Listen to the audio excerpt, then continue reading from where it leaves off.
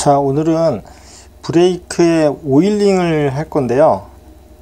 오일링이라고 하면은 좀 어떻게 설명을 해드려야 되는지, 이 브레이크 케이블이 있죠.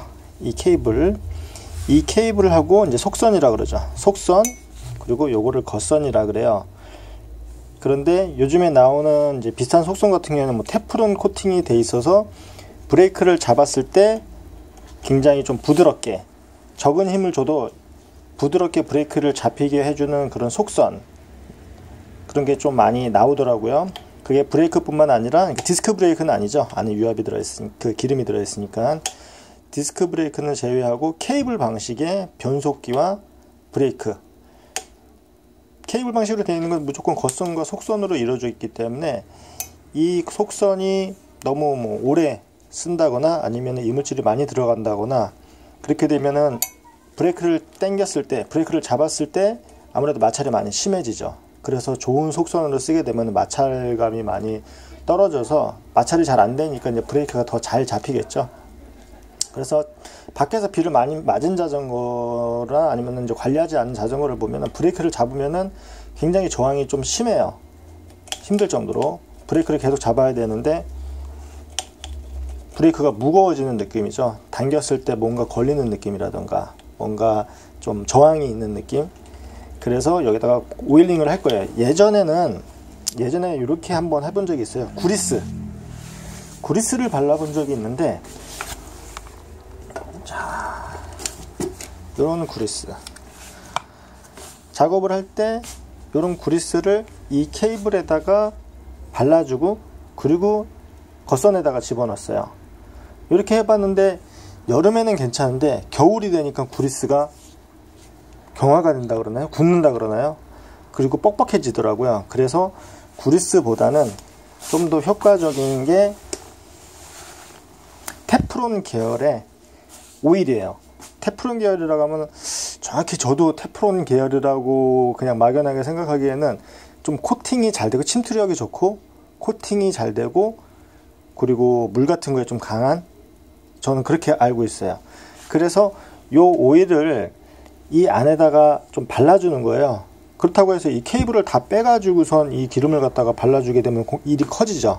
그러니까 테프론 계열의 저는 이제 스프레이로 되어 있는 거를 이 안에다가 요런 이제 작은 용기에다가 끝에는 거의 뭐 바늘같이 생겨가지고선 좀 도포하기 쉽게 요 안에다가 스프레이로 되어 있는 거를 안에다가 짜 넣어요. 그리고선 시간이 지나면 안에 있는 가스들이 다 나오기 때문에 순수하게 이제 오일만 남겠죠. 아니면은 그냥 오일 자체를 구입을 하셔도 되고, 그리고선 이 케이블에다가 발라주게 되면 브레이크 느낌이 굉장히 좋아져요.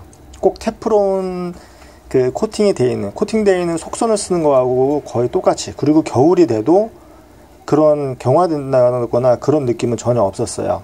굉장히 오래 썼어요. 그렇게 해서 한 20년 가까이 썼으니까 뭐 어떤 분들은 안에다가 기름을 치면은 안에 먼지가 쌓여가지고선 나중에 더 안 좋아진다 이렇게 얘기하셨는데 제 경험상으로는 전혀 문제가 되지 않았습니다.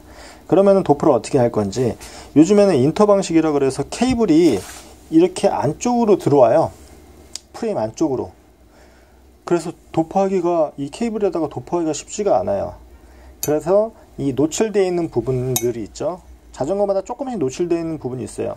만약에 브레이크도 다 들어가 있다고 해도 이런 변속기, 이 자전거는 굉장히 오래된 자전거여서 이런 변속기 같은데 이런 데 노출되어 있는 부분 있죠. 이렇게 이런 데에다가 기름을 흘려 넣어 주는 거예요. 흘려 넣어 주는 방법은 간단합니다. 자전거를 기름이 밑으로 흐를 수 있게 자전거를 뒤집어 놓고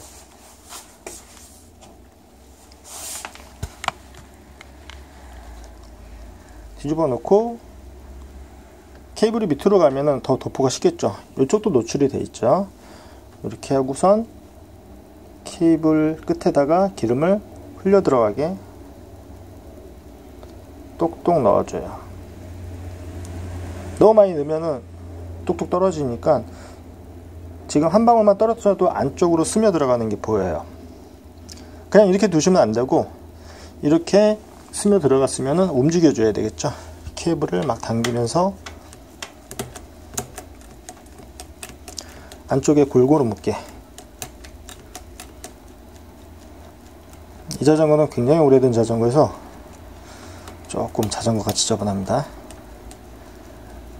이렇게 하시고, 로드 같은 경우에도 똑같아요. 자전거를 뒤집어 놓으시고 기름을 쳐놓고서 그냥 뒤집어 놓으시면은 침투력이 좋기 때문에 이 케이블 안쪽으로 계속 타고 들어가요. 그래서 나중에 브레이크나 변속을 했을 때 굉장히 부드럽게 바뀌는 것을 느끼실 수 있을 거예요. 그리고 만약에 V 브레이크를 쓰신다 그러면은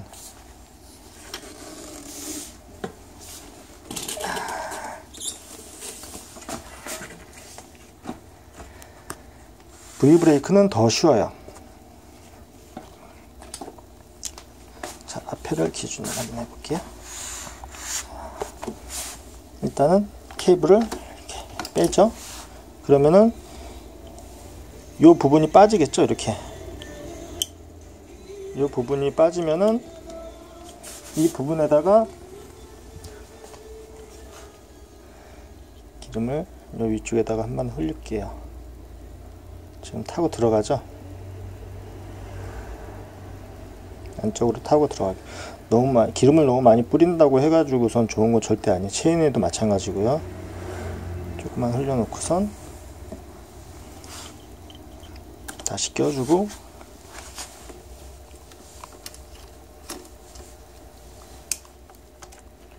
브레이크를 체결을 해주고, 기름이 묻었으니까 계속 움직여주면서 그 안에 있는 기름들이 퍼지게 해줘야 되겠죠. 아까 심보다 더 부드러워졌어요. 뒤에 기아도 뒷 브레이크도 마찬가지고. 그러니까 케이블 이렇게 막혀 있는 부분에는 기름을 넣을 수가 없으니까요. 노출되어 있는 부분에다가 기름을 넣으시고 자전거를 세워서 기름이 흘러 들어가게 할 수도 있어요. 로드 같은 경우에는 자전거를 뒤쪽에다가 변속기에다가 아니면은 브레이크 케이블 보이는 쪽에다가 기름을 넣고 자전거를 이렇게 세워 놓고선 운동하는 셈 치고서 자전거를 좀 이렇게 들고 있어요. 그리고선 브레이크를 잡았다 놨다 하거나 변속을 해주면은 기름이 안쪽으로 좀 이제 깊숙이 들어가죠. 아주 비싼 테프론 속선으로 되어 있는 건 굳이 하실 필요 없고요. 좀 나은 성능의 브레이크를 저렴하게 느끼고 싶으시다, 그리고 변속기 느낌도 조금 더 부드럽게 느끼고 싶다고 하시면은 오일을 조금 도포해 주시면, 침투력이 좋은 거 쓰세요. WD-42 뭐 이런 거 안 됩니다. 그런 거는 세척하는 용도이기 때문에 세척하는 것보다 코팅을 해주는 그런 류의 기름을 뿌리시면은 꽤 오랫동안 그게 유지가 돼요. 코팅이. 이렇게 바깥에다가 뿌리는 거는 의미가 없겠죠. 다 닦여 버리니까. 그래서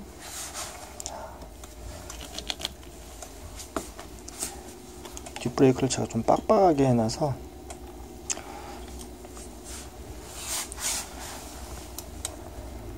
이쪽에다가도 흘려서 한번 넣어볼게요.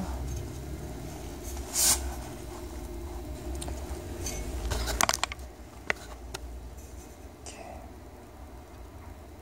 프레임으로 들어가는, 프레임에 묻지 않게 위쪽에다가 뿌리 한 방울씩 떨어뜨리면은 여기 타고 들어가거든요. 이렇게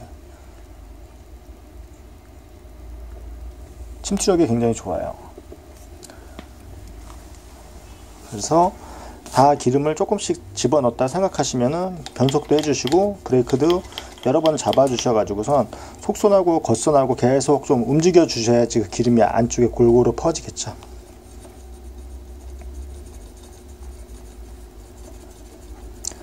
그러면은 큰돈 들이지 않고선 좋은 브레이크 성능을 느끼실 수가 있으실 거예요.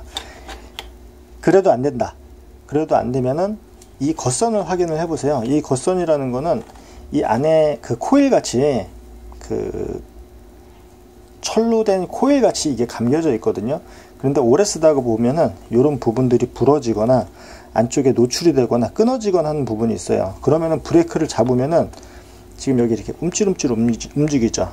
이게 굉장히 좀 심하게 움직이는 경우가 있어요. 앞브레이크는 전혀 안 그렇죠.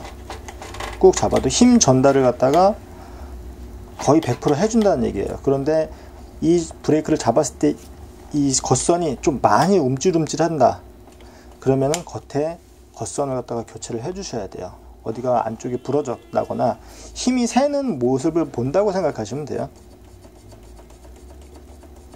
자외선이 많이 노출이 돼도 부러지기도 합니다. 이 안쪽에서. 그래서 이 겉선하고 속선에 대해서 오늘 포스팅을 했습니다.